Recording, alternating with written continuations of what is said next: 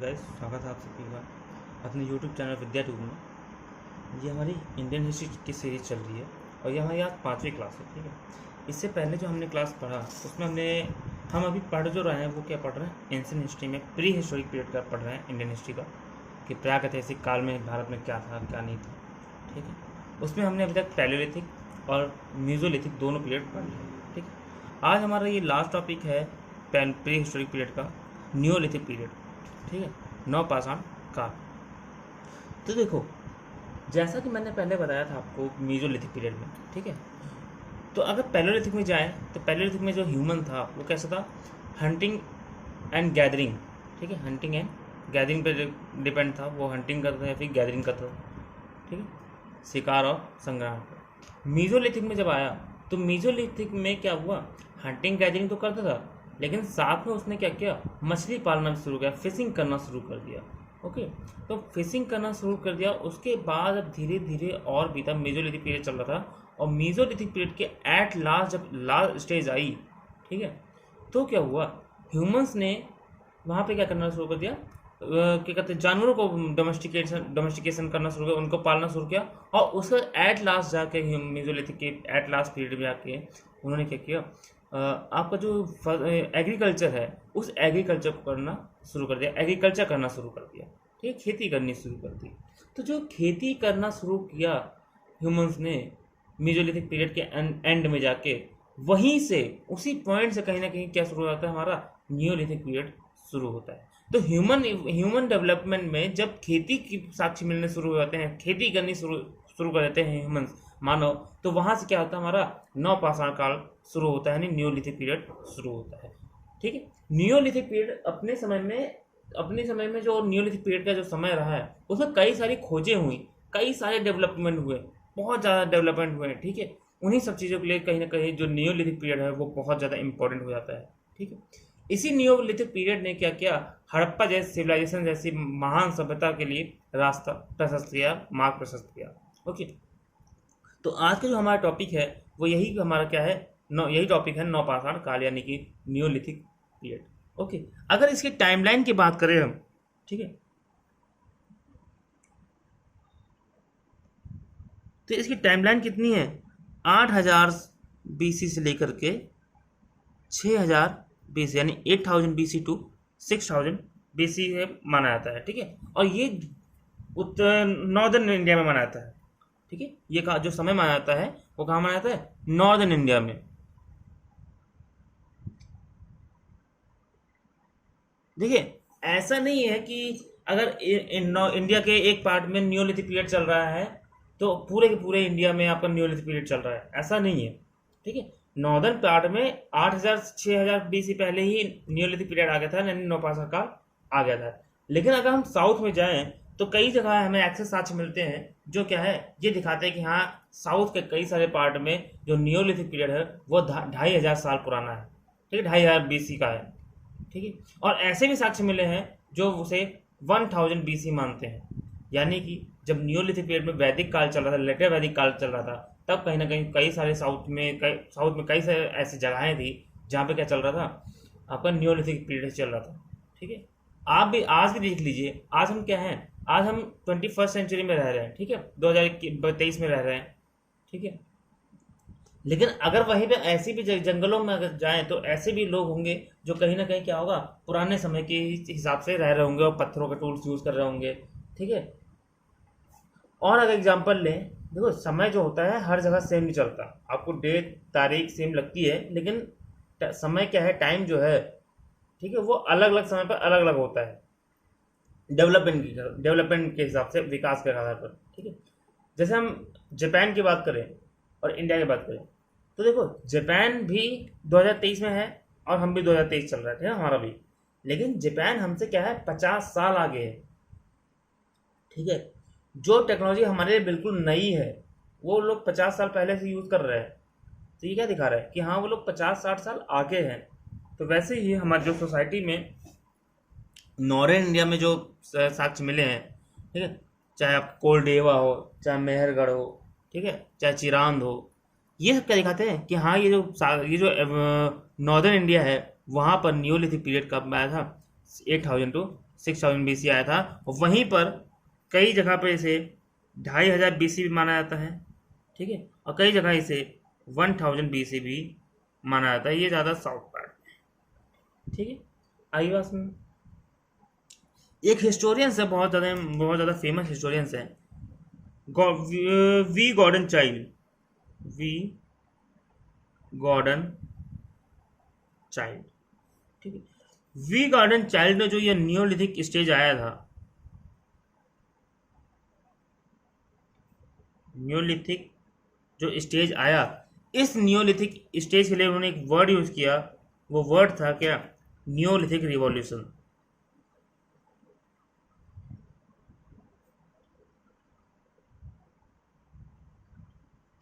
ठीक है, यानी कालीन क्रांति, नवपाषाण क्रांति, या जो भी कह लें आप अपने हिसाब से, ठीक है। तो वी गॉर्डन चाइल्ड ने ये जो नियोलिथिक स्टेज आया, नियोलिथिक चरण आया, इसको क्या कहा है?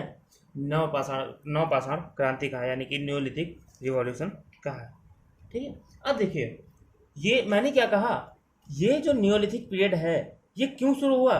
क्योंकि मीजोलिथिक के एट द एंड पॉइंट पे, यानी लास्ट स्टेज में एग्रीकल्चर होना शुरू हुआ, ओके, खेती होनी शुरू हुई। और इसी खेती ने क्या किया, आगे चल के कई सारे डेवलपमेंट किए। डेवलपमेंट मतलब कैसे किए? जैसे आपके गांव बनने शुरू हो गए, लोग एक साथ रहने लगे, ठीक है, किनशिप डेवलप हुई, कई सारी टेक्नोलॉजी डेवलप हुई।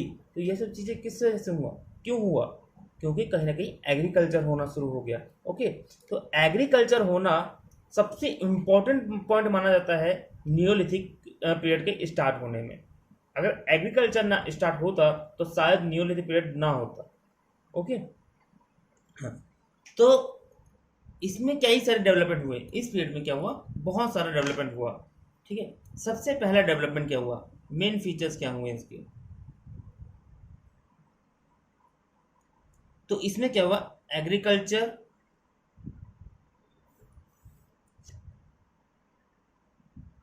एंड एनिमल हस्बेंड्री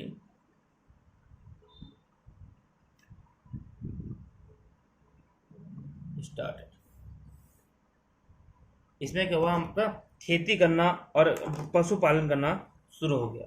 तो देखो, पशुपालन करना, खेती करना मेसोलिथिक पीरियड में शुरू हो जाता है, ठीक है। लास्ट में उसमें कहीं ना कहीं आते आते लास्ट स्टेज में शुरू हो जाता है। पहले डोमेस्टिकेशन ऑफ एनिमल हुआ, और उसके बाद क्या हुआ, एग्रीकल्चर हुआ। लेकिन नियोलिथिक पीरियड में एक सिस्टमेटिक ढंग से और एक बहुत बड़ी अमाउंट में, ठीक है, एक लार्ज अमाउंट में क्या हुआ, एग्रीकल्चर करना शुरू कर दिया उन्होंने। एक सिस्टमेटिक तरीके से एग्रीकल्चर किया, और एनिमल हस्बेंड्री भी अच्छे से की गई, ओके। क्यों की गई? देखो,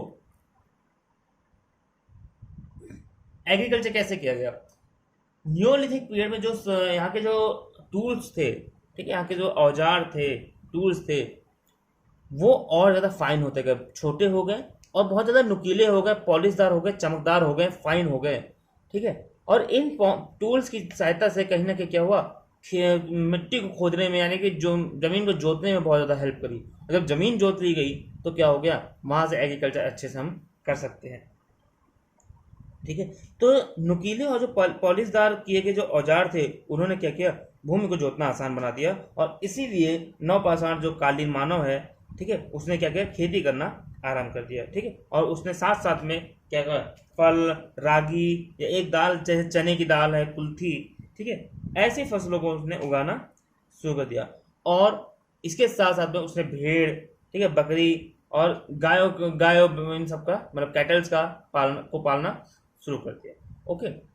अब धीरे धीरे जब समय बीता, तो पहले तो सिर्फ और भेड़ बकरी की संख्या ज़्यादा थी, लेकिन धीरे धीरे क्या हुआ, उन्होंने सिर्फ और भेड़ बकरी की संख्या कम हो गई, और धीरे धीरे वहाँ पे क्या आ गए, जो कैटल थी उनकी गाय वाय, उनकी संख्या ज़्यादा बढ़ गई, ठीक है। और इससे क्या क्या प्रूफ होता है कि हाँ, कहीं ना कहीं गाय वाय पालने से इनकी खेती को ज़्यादा फायदा मिला होगा, ओके।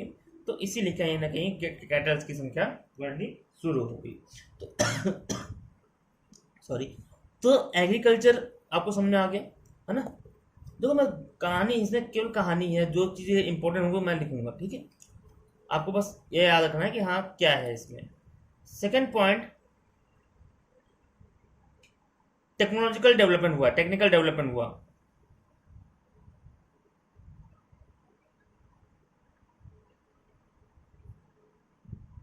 टेक्नोलॉजी का क्या हुआ, डेवलपमेंट हुआ।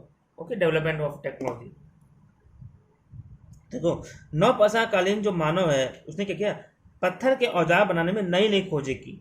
ओके, जिसमें क्या हुआ, पॉलिश किए गए सुव्यवस्थित औजार सहित अन्य सामग्रियों को पीसने का उपकरण भी शामिल थे। ठीक है, इसमें क्या किया इन्होंने, मानव ने क्या किया, पत्थरों के जो टूल्स थे, ये जो स्टोन टूल्स यूज करते थे, उसमें बहुत ज़्यादा खोजें की, बहुत ज़्यादा डिस्कवरी करी।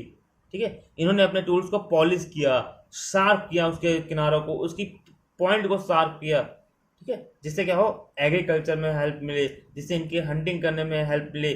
ठीक है, और बाकी सारे कामों में काफ़ी ज़्यादा हेल्प मिले। ठीक है, अब देखो एग्रीकल्चर कर रहे हैं। ओके, एग्रीकल्चर में क्या होगा, अनाज निकलेगा। मान लीजिए गेहूं आया, क्योंकि पहला जो बोया गया था जब वो अनाज, वो क्या था, जौ और गेहूं। अब गेहूं ऐसे पहले खाते होंगे, लेकिन फिर धीरे धीरे आटा पीसने लगे ना उसका, तो धीरे धीरे क्या होगा, उन्होंने पत्थर का अनाज पीसने का उपकरण बनाया। अपने जो क्या कहते हैं, अपने जो टूल्स पत्थर होते थे उनको पॉलिश करके, उनको क्लीन करा, ठीक है, चिकना बनाया, और उसको पत्थर पीसने वाला उपकरण बनाया। ठीक है, जिसे हम आजकल कहते हैं सिलबट्टा या फिर चक्की कहते हैं।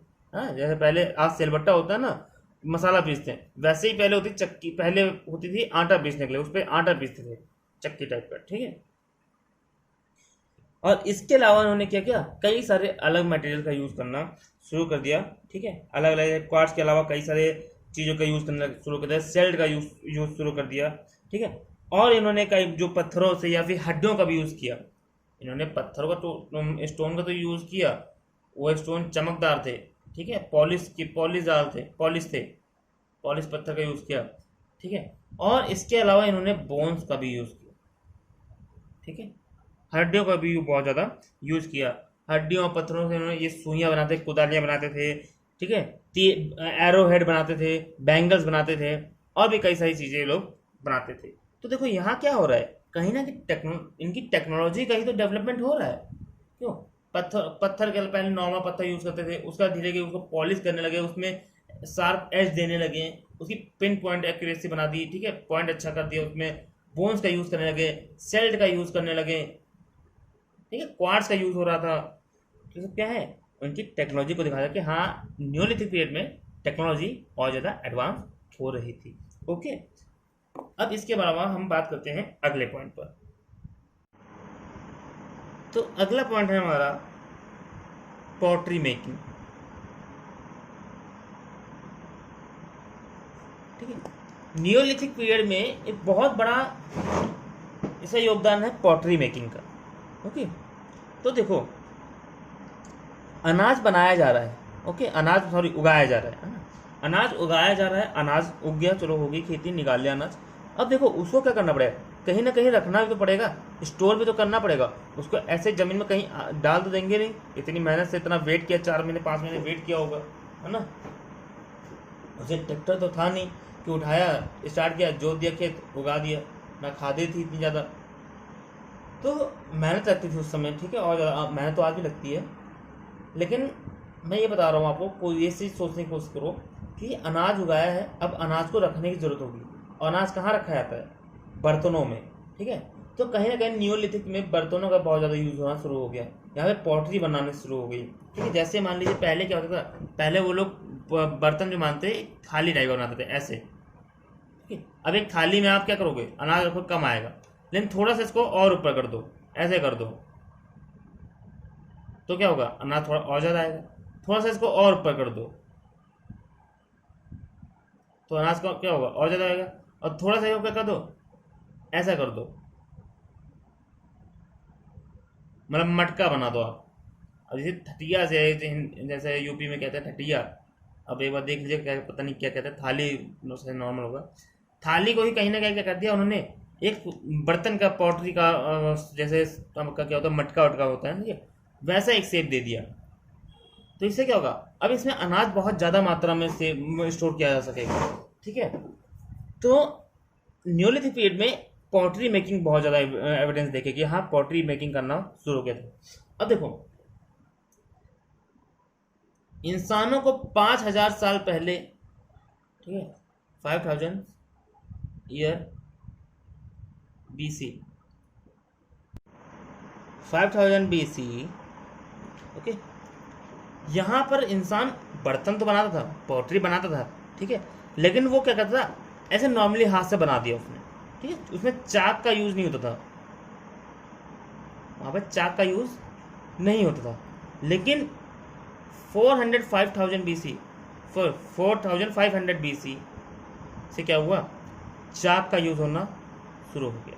यानी कि 5000 BC, 5000 ईसा पूर्व इंसान बर्तन तो बनाता था, पॉटरी मेकिंग होती थी, लेकिन वो हाथ से नॉर्मल बना दिया, ठीक है, उसमें चाक का यूज़ नहीं होता था। लेकिन 4500 BC से क्या हुआ, इंसानों ने चाक के ऊपर बर्तन बनाना शुरू कर दिया, और धीरे धीरे वो जो बर्तन हुआ और ज़्यादा फाइन होने लगा, और ज़्यादा चमकदार होने लगा, उनमें डिजाइन करी जाने लगी, ठीक है। तो ऐसी सब चीज़ें हमें देखने को मिलती हैं,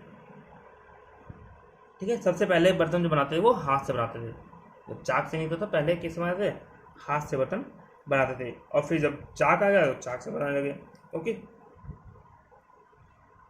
और धीरे धीरे चाक से बर्तन बनाने लगे, तो इसमें क्या किया, इन्होंने चटाई की छाप वाली, ठीक है, चटाई की छाप वाली बर्तन बनाया, उसमें चटाई की छाप दे दी, और उससे थोड़ा सा डिजाइनिंग करनी शुरू कर दी उसके ऊपर, ठीक है। और काले पॉलिश किए बर्तन में, ब्लैक पॉलिश वेयर, इस संस्कृत में जो बर्तन हमें देखने को मिलते हैं उन्हें हम कहते हैं काले पॉलिश वेयर, यानी ब्लैक पॉलिश वेयर, ओके। तो नियोलिथिक पीरियड को हम बर्तनों के आधार पर भी एक कल्चर दे सकते हैं, black polished where, BPW culture. इसका मतलब क्या होता है, नियोलिथिक पीरियड, ओके, क्योंकि यहाँ पर जो बर्तन होते वो काले होते थे। इसके अलावा वो क्या कहते थे, स्लेटी बर्तन बनाते थे, ठीक है, चटाई की छाप वाले। तो इस तरह से इन्होंने पॉटरी मेकिंग करना शुरू कर दिया। आई होप कि आपको ये जो पॉइंट है वो समझ में आ गया होगा, ठीक। नेक्स्ट पॉइंट क्या है आपका, फोर्थ पॉइंट है सेल्फ सफिशिएंट या फिर सेल्फ इंडिपेंडेंट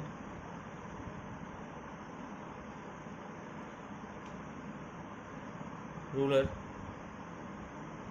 कम्युनिटी का ओरिजिन हो, यानी कि आत्मनिर्भर ग्रामीण समुदाय का उदय। अब देखो ये जो एग्रीकल्चर होना शुरू हुआ, जो मैंने बताया था कि एग्रीकल्चर शुरू हो गया, ठीक है, एग्रीकल्चर जब शुरू हुआ ह्यूमन की डेवलपमेंट में, ह्यूमन सोसाइटी में, ठीक है, तो इसने बहुत ज़्यादा डेवलपमेंट करी। सब सारी चीज़ें कहीं ना कहीं एग्रीकल्चर पर डिपेंड थी, ठीक है। एग्रीकल्चर से ही गांव बने, एग्रीकल्चर की वजह से शहर बने, एग्रीकल्चर की वजह से क्या हुआ, एम्पायर बने, एग्रीकल्चर की वजह से ही कहीं ना कहीं क्या हुआ, हमारे बीच किनशिप डेवलप हुई, ठीक है। अगर एग्रीकल्चर ना हो तो शायद कुछ ना होता। अब देखो एग्रीकल्चर हो रहा है, एग्रीकल्चर में क्या चाहिए, एग्रीकल्चर में आप ऐसा तो कर नहीं सकते कि बो दिया निकल गया आगे। एग्रीकल्चर जब आप कर रहे हैं तो आपको एक जगह रुकना पड़ेगा, 5 महीने 6 महीने जो भी रुकना पड़े, ठीक है। तो इससे क्या होगा, एक सेल्फ सफिशिएंट या फिर सेल्फ इंडिपेंडेंट रूरल कम्युनिटी का ओरिजिन होगा, यानी ग्रामीण समुदाय का उदय होगा। यानी कि ये अब क्या बनने लगे, धीरे धीरे स्लोली गांव बनने लगे, ठीक है। धीरे धीरे लोग क्या है वो 30 से 35 के नंबर्स में वो लोग छोटे छोटे घर बना के अपना आसपास रहने लगे, ठीक है। तो इस तरह से क्या हुआ, ग्रामीण समुदाय का भी यहाँ पे उदय माना जाता है, ठीक है। इसके अलावा अगला पॉइंट अब देखते हैं। तो अगला पॉइंट हमारा क्या है, 5वां पॉइंट है division of labour on the base of gender, ठीक है, यानी कि लिंग के आधार पर क्या हो गया, श्रम का विभाजन हो गया, ठीक है। अब देखो गांव बने, ओके, मान लीजिए गांव बन गया, यहाँ पे सब कई सारे लोग रह रहे हैं, बहुत सारे लोग हैं, घर बने हैं, ठीक है, सब रहने लगे। अब ये जो ह्यूमन आदमी जो होते थे मैन, इनका काम क्या था, ये जाते थे बाहर गांव से अपना खेती करने, फिर फल वल बीनने, हंटिंग करने, जो भी काम के लिए। तो अब इनके पीछे जो वहाँ पे घर बने हैं उसमें जो बच्चे हैं उनकी देख रेख के लिए, उनकी केयर के लिए क्या हुआ, महिलाओं को रखा गया। मतलब जो औरतें होती थी उस समय की, ठीक है, उनको क्या किया गया, उनसे कहा गया कि आप घर में रहोगे और घर का और बच्चों का ध्यान रखोगे, उनकी केयर करोगे, ताकि कोई दूसरा जानवर आके उनको मार ना डाले, ठीक है। तो उन अब यहाँ क्या हो रहा है, यहाँ पे कहीं ना कहीं डिवीजन ऑफ लेबर हो रहा है, ठीक है, कि हाँ ह्यूमन्स का काम, लड़के जो मेल होंगे उनका काम क्या है, जाके बाहर खेती करना और हंटिंग करना, और वुमेन्स का काम क्या है, घर संभालना, बच्चों की केयर करना, ठीक है, घर की सारी चीज़ें देखना, ये सब काम क्या है आपका वुमेन्स को दे दिया गया। तो यहाँ क्या देखने को मिल रहा है, यहाँ पर लेबर का डिवीजन देखने को मिल रहा है मेल और फीमेल के बीच, ठीक है, यानी पुरुष और महिलाओं के बीच क्या हो रहा है, मेल्स और डिवीजन ऑफ लेबर देखने को मिल रहा है। ओके, आई होप समझ में आ गया होगा।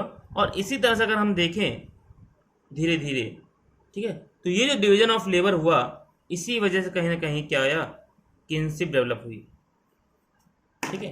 एक फेमस स्कॉलर हैं आर फॉक्स, ठीक है। अब फॉक्स यहाँ पे लोमड़ी में समझ लेना, उनका नाम था, ये फॉक्स लोमड़ी नहीं है, उनका विद्वान का नाम है, ओके, आर फॉक्स। तो इन्होंने क्या बताया है, इन्होंने जो किनशिप डेवलप हुई, यानी जो रिश्तेदारी डेवलप हुई, जो हमारा रिलेशन शुरू हुआ ह्यूमन के बीच में, उनके बीच कहीं उसके पीछे किनशिप के पीछे सबसे बड़ा रीजन बताया उन्होंने, क्या, ये डिवीजन ऑफ लेबर।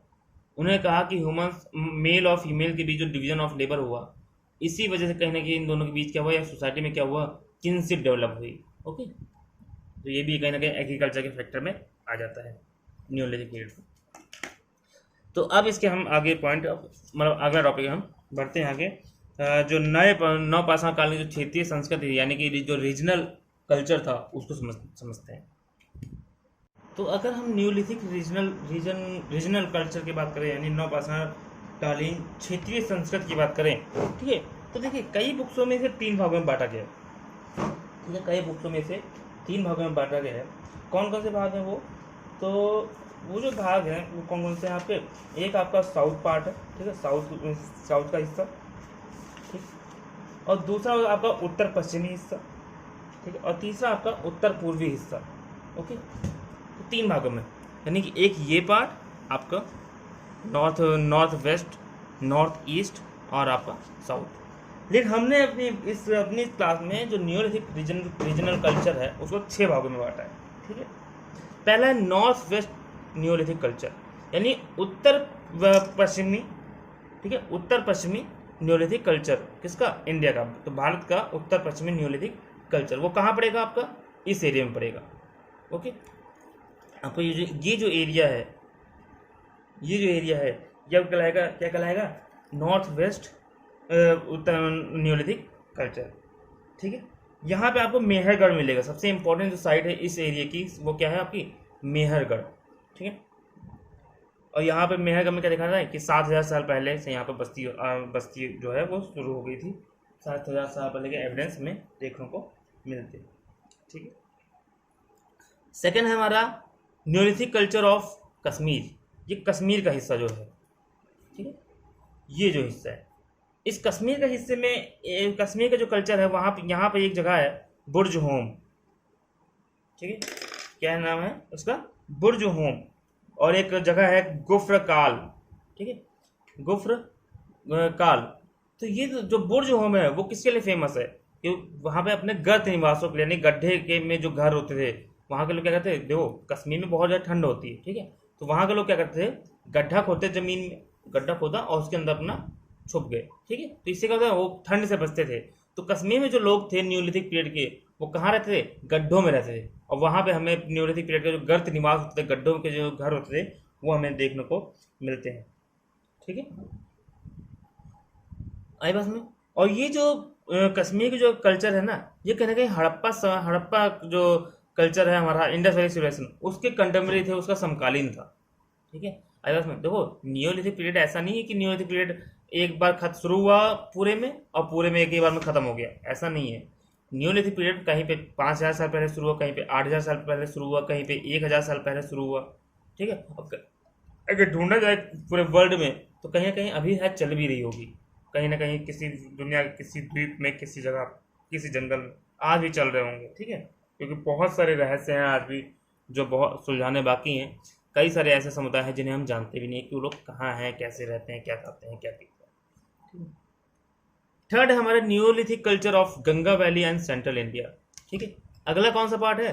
ये वाला पार्ट है, गंगा वैली और सेंट्रल इंडिया।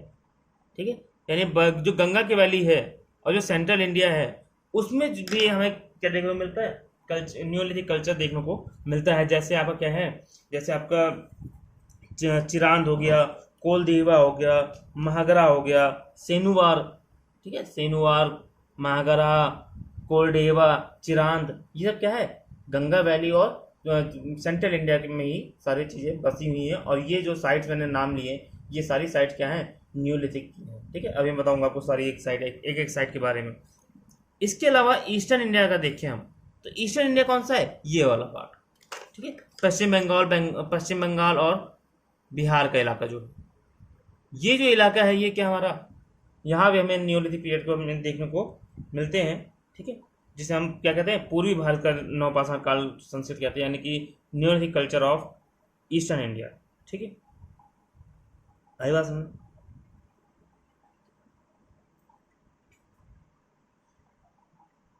और इसमें खासियत क्या है कि इसमें पूर्वी यानी कि ये वाला कल्चर और दक्षिण पूर्वी ये वाला कल्चर। ठीक है, दक्षिण का पार्ट है, अगर इसको दक्षिण पूर्वी कौन सा होगा? ये होगा ना। तो इसमें तो काफ़ी समानता देखने को मिलती है। ठीक है, यानी पूर्वी में और दक्षिण पूर्वी में काफ़ी ज़्यादा समानता है, काफ़ी ज़्यादा सिमिलरिटी देखने को मिलता है। ये काफ़ी ज़्यादा इसमें खासियत है। इसके अलावा अगर हम पाँचवें पॉइंट की बात करें, पाँचवा पॉइंट क्या है? South India. ये जो आपका पार्ट है साउथ इंडिया का पार्ट, ठीक है, दक्षिण भारत, यहाँ पे भी हमें कई सारे ऐसे एविडेंस मिलते हैं जो कहीं ना कहीं ये दिखाते हैं कि हाँ, यहाँ पे भी क्या है? न्यूलिथिक पीरियड रहा है। और यहाँ का जो न्यूलिथिक पीरियड है वो क्या है? 2500 साल पुराना है, फिर करीब 1000 साल पुराना है। ठीक है, जैसे यहाँ पे बुर्ज होम मैंने बताया, कश्मीर बुर्ज होम जो है वो क्या है? न्यूलिथिक पीरियड का वो साइट है। और ये जो बुर्ज होम है, जो कश्मीर की जो साइट है, वो हड़प्पा के समकालीन थी, हड़प्पा के बराबर समय की थी। और हड़प्पा समय कब आया था? 2500 BC में। तो इसका मतलब ये जो कश्मीर में जो कल्चर चल रहा था न्यूलिथिक, उसका समय क्या है? 2500 BC है। ठीक है, यहीं पर अगर देखें यहाँ पर साउथ में, तो साउथ में कई सारे ऐसे साइट्स मिले हैं जहाँ जिनका समय 1000 BC है, 1000 BC। ठीक है, और वो न्यूलिथिक साइट है। ठीक है, अपने माइंड में ये सब कभी मत लाना कि आप सोचो कि एक ही बार में सारी सभ्यता शुरू हुई, एक कल्चर शुरू हुआ सारी जगह पर एक कल्चर खत्म हो गया, ऐसा नहीं होता। ओके, अगला पॉइंट क्या है हमारा? नॉर्थ ईस्ट, ये वाला पार्ट। देख, पूरा इंडिया कवर हो गया। ठीक है, न्यूलिथिक पीरियड जो था वो पूरे इंडिया में फैला हुआ था। ओके, ये जो पार्ट है इसे हम कहते हैं नॉर्थ ईस्ट इंडिया ना, उत्तर पूर्वी। ठीक है, यहाँ पे भी हमें कई सारे एविडेंस देखने को मिलते हैं। और यहाँ का जो समय जो न्यूलिथिक पीरियड रहा है वो लगभग 2500 से BC से लेकर के 1500 BC तक रहा है। ठीक है, 2500 BC से लेके 1500 BC और उससे बाद भी रहा है। ओके, तो ये हो गया आपके न्यूलिथिक रीजन कल्चर। और अच्छा, ये जो इसी कल्चर को हम हथौड़ियों के बेस पे मानते हैं, जो हथौड़ियाँ हमें मिली हैं उस समय की। ठीक है, उनके बेस पे अगर देखें तो इसको 3 भागों में बांटते हैं। पहला नॉर्थ वेस्ट, नॉर्थ ईस्ट और साउथ। ठीक है, अगर हथौड़ी के हिसाब से देखें तो 3 भागों में बांटते हैं, नॉर्थ वेस्ट, नॉर्थ ईस्ट और साउथ पार्ट में बांटते हैं। फिर मैंने आपको 6 भागों में बांट के दिखाया है। ओके, तो अब हम आप बढ़ते हैं आगे। Important site of Neolithic period का हम देख के बात करें। ठीक है, न्यूलिथिक पीरियड में जो भी हमें इंपॉर्टेंट साइट्स मिली हैं, बहुत ज़्यादा महत्वपूर्ण, ठीक है, वो कौन कौन सी हैं? तो हम वही कुछ 10-12 साइट देखेंगे, 10-12 साइट वही देखेंगे। ठीक है, इम्पोर्टेंट। तो सबसे पहले नंबर पे आते हैं हमारा बुर्ज होम। बुर्ज होम ये कहाँ पड़ता है? हमारा जम्मू कश्मीर। यहाँ पे हमें सबसे इम्पोर्टेंट चीज़ क्या मिली है? तो देखो, यहाँ पे 2 चीज़ें हैं। एक हमारी रेक्टेंगुलर हथौड़ी मिल रही है, ठीक है, कुल्हाड़ी मिली है। ठीक है, और हमारे यहाँ पे क्या मिले हैं? कई सारी ऐसे कब्रें मिली हैं जहाँ पे क्या है, ह्यूमन को और डॉग को, कुत्तों को साथ में दफनाया जाता था। ठीक है, तो बुर्ज होम में, अब देखो यहाँ पे होम लगा है, कंफ्यूज मत होना, यहाँ पे घर नहीं, घर तवास वाले नहीं मिले, यहाँ पे कब्र मिली है। और उस कब्र की खासियत क्या है कि यहाँ पे मानव को, ठीक है, इंसान को, कुत्ते दोनों को साथ में दफनाया था। कुत्ता और उनका जो मालिक होता था, उन दोनों को एक साथ दफना दिया जाता था। ठीक है, जैसे मान लीजिए इंसान मर गया, मालिक मर गया, तो कुत्ता जो होता था उसको साथ में भी दफना दिया जाता था उससे मालिक के साथ। ओके, आई बस में। तो ये सबसे बुर्ज होम की सबसे इम्पोर्टेंट बात है, दोनों चीज़ें। अगर इसके बाद हम बात करें गुफ्र काल की, ठीक है, गुफ्र काल, ये भी हमारे कहाँ पड़ता है, जम्मू कश्मीर में पड़ता है। और इसकी सबसे इम्पोर्टेंट चीज़ें क्या है, यहाँ पे हमें गर्त आवास मिले हैं, यानी गड्ढे में आवास मिले हैं। ठीक है, गड्ढे में हमें घर मिले हैं। ठीक है, मतलब जैसे ज़मीन होती थी वहाँ पे ऐसे गड्ढा कर लिया और उस गड्ढे के अंदर लोग रह रहे हैं। ठीक है, क्योंकि ठंडी होती है जम्मू कश्मीर, और गड्ढे के अंदर रहना मतलब क्या होता है, जब गर्मी से कहने ठंडी से बच जाते हैं। ठीक है, ठंड होती है ना वहाँ पर, पता ही है आपको। तो थर्ड क्या है, मस्की, बहुत इंपॉर्टेंट साइट है मस्की, बहुत बार पूछी जाती है पेपर में। मस्की, ब्रह्मगिरी और पिकली है।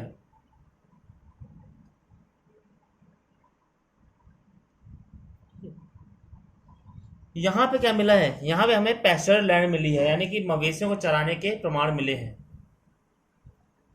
एविडेंस मिले हैं किसके, कैटल रेयरिंग के।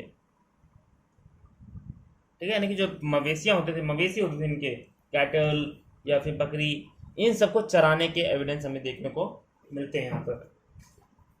उसके बाद अगर हम बात करें, एक मिनट,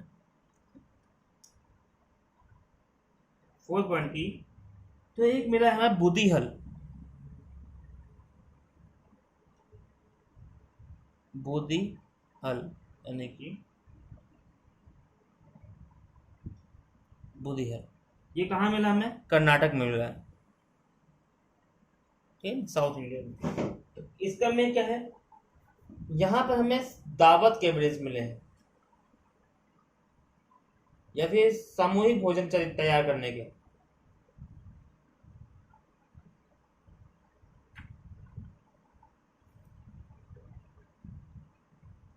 इसके प्रमाण मिले हैं। ठीक है, बुदिहल कर्नाटक में जो है वो हमें क्या मिला है, सामूहिक भोजन तैयार करने के एविडेंस हमें देखने को मिलते हैं वहाँ पे, कि या फिर दावतें होती थी, ये सारी चीजें, न्योता पानी वहाँ पर चलता था। ओके, पांचवा और सबसे इंपॉर्टेंट एक आता है चिरांद। ये कहाँ पड़ता है आपका, बिहार में पड़ता है। ठीक है, बिहार में एक जगह पड़ती है चिरांद, और वहां पे हमें क्या मिले हैं, चिरांद में हमें मिला है हड्डियों के, यानी कि बोन्स के और सींगों के, जो जानवरों की सींगें होती थी, ठीक है, उसके औजार मिले हैं। ठीक है, उसके टूल्स मिले हैं। ठीक है, नियोलिथिक पीरियड में लोग क्या करते थे, हड्डियों के और सींगों के भी टूल्स यूज करते थे। ठीक है, अगला अगर बात करें हम, तो बेलन घाटी, बेलन वैली एंड नर्मदा वैली में भी हमें, कि जो सेंटर पार्ट है बेलन वैली और नर्मदा वैली का जो बीच का पार्ट है, वहां भी हमें काफी सारे एविडेंस देखने को मिलते हैं। ठीक है, यहाँ पे सबसे इंपॉर्टेंट चीज क्या है इस वैली में, तो यहाँ आपको पैलियोलिथिक और तीनों स्टेज पैलियोलिथिक के, लोअर, मिडिल और अपर, प्लस में मीजोलिथिक, प्लस में वो क्या कहते हैं आपका नियोलिथिक। ठीक है, इन तीनों के बस्तियों के प्रमाण मिलते हैं यहाँ पर एविडेंस। ठीक है, तो जो बेलन वैली है, बेलन घाटी और नर्मदा घाटी, इनके बीच का जो पार्ट है, वहां पर आपको तीनों पूरे का पूरा प्री हिस्टोरिक एविडेंस देखने को मिलते हैं, कि हमें ये दिखाते हैं कि हाँ, इस जगह पर पूरा पाषाण काल के भी लोग रहते थे, मध्य पाषाण काल के भी लोग रहते थे, यानी मीजोलिथिक ह्यूमन रहते थे, और नियोलिथिक यानी नव पाषाण काल के लोग भी रहते थे। ठीक है, इन तीनों के बस्तियां हमें यहाँ पर देखने को मिली हैं। कहाँ? बेलन वैली और नर्मदा वैली के बीच में। ठीक है, तो आगे बात समझो। इसके अलावा अगर हम और साइड की अगर बात करें तो एक एक साइड है कोल डेहवा। कोल डेहवा, ठीक है। देखो, जब तक कोल डेहवा की खोज नहीं हुई थी तो ऐसा माना था कि सबसे पहली खेती कहाँ शुरू हुई इंडिया कॉन्टिनेंट में? मेहरगढ़ में। ठीक है, मेहरगढ़ में सबसे ज़्यादा एविडेंस मिलते थे कि हाँ खेती शुरू हुई, ये हुआ वो हुआ। लेकिन कोल डेहवा जब खुला, ठीक है, कोल डेहवा ने जब करा तो वहाँ पे क्या हुआ? वहाँ पे आपको चावल की खेती सबसे पहले देखने को मिली कि चावल की सबसे पहली जो खेती है वो कहाँ की गई? कोल डेहवा में की गई। ओके,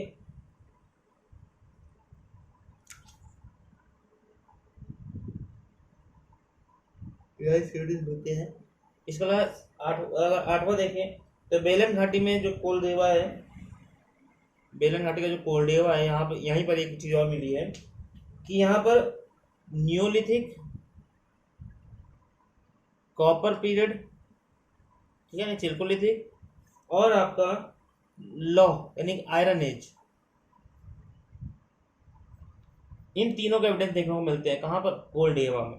ठीक है, तो 2 पॉइंट आप कोल डेहवा के बारे में याद रखना। कोल डेहवा एक पहले, ये जो तीनों एविडेंस मिलते हैं ये बेलन घाटी का कोल डेहवा है। ठीक है, और एक आपका कोल डेहवा मेन पार्ट, कोल डेहवा महागरा, ठीक है, महागरा इलाहाबाद के दक्षिण में है। यहाँ पर राइस के एविडेंस देखने को मिलते हैं कि सबसे वर्ल्ड में सबसे पहले जो राइस की खेती करी गई वो कहाँ करी गई? कोल डेहवा में। पूरे वर्ल्ड में सबसे पहले राइस की खेती करी गई थी। ठीक है, कोल डेहवा यानी कि। इसके बाद 9वां पार्ट अगर देखें तो मेहरगढ़। मेहरगढ़ गाइस बहुत ज़्यादा इंपॉर्टेंट साइट है और ये इस समय पाकिस्तान में है। ओके, पाकिस्तान में जो बलूचिस्तान प्रांत है पाकिस्तान का, वहीं पर यह पड़ता है मेहरगढ़। ठीक है, बलूचिस्तान में। और इसे बास्केट ऑफ चपाटी कहते थे, बास्केट ऑफ ब्रेड यानी ब्रेड बास्केट। ठीक है,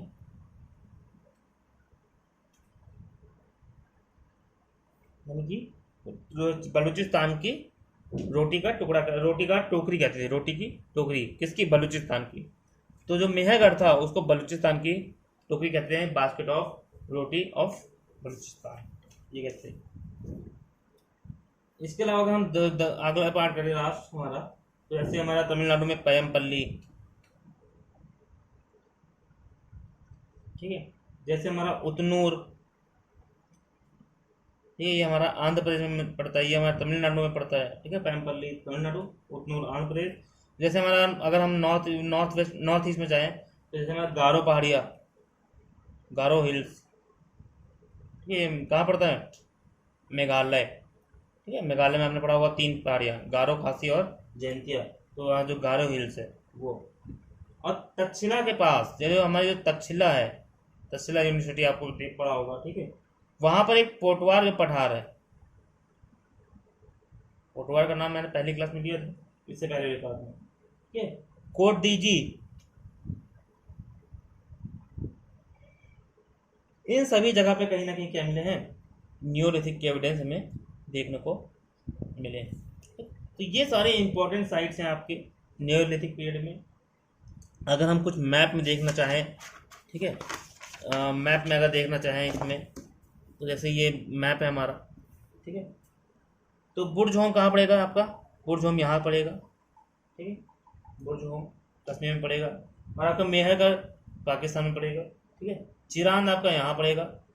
ठीक है, कोल डेहवा कहाँ पड़ेगा? यहाँ कहीं आसपास पड़ेगा। ठीक है, पयमपल्ली इधर पड़ेगा, हल्लूर इधर पड़ेगा, और एक पड़ेगा यहाँ पर डाउजली हार्डिंग। ठीक है, डाउजली हार्डिंग। ये सारे मेन साइट आपको हैं। चिरांद मेहरगढ़, ठीक है, बुर्ज-होम, कोल डेहवा, पयमपल्ली, ठीक है, हालोर, ब्यांग क्या कहते हैं इसको देख लीजिएगा। ठीक है, तो इस तरह से ये आपका टॉपिक जो है नियोलिथिक पीरियड वो आपका ख़त्म होता है। ठीक है, तो अगली क्लास में हम फिर मिलेंगे एक नए टॉपिक, नई क्लास के साथ। ठीक है, नए इतिहास के साथ। तो आप देखेंगे मतलब भारत के नया टॉपिक पढ़ेंगे कि भारत का इतिहास में क्या नया हुआ, इसके बाद क्या आया। ठीक है, कुछ इंटरेस्टिंग चीज़ें पढ़ेंगे। तो तब तक के लिए वीडियो को पूरा देखिए। ठीक है, लाइक करिए, कमेंट करिए और अपने दोस्तों के साथ शेयर करिए। और प्लीज़ गाइज रिक्वेस्ट है कि आप, ठीक है, चैनल को सब्सक्राइब कर लिया करिए और वीडियो को पूरी देखिए, ठीक है। आप जितना ज़्यादा सपोर्ट करेंगे वीडियो उतनी अच्छी होती जाएगी, उतना ज़्यादा फैक्ट आएंगे, उतनी ज़्यादा चीज़ें आएंगी, ठीक है। अभी छोटा सेटअप है, धीरे धीरे बढ़ेगा तो और अच्छी वीडियो आएंगी। तो प्लीज़ सपोर्ट करिए, चैनल को सब्सक्राइब करिए, ठीक है, बेल आइकन को प्रेस करिए ताकि जो हमारी नोटिफिकेशन है वो आप तक पहुँचती रहे। तब तक के लिए सी यू, गुड बाय।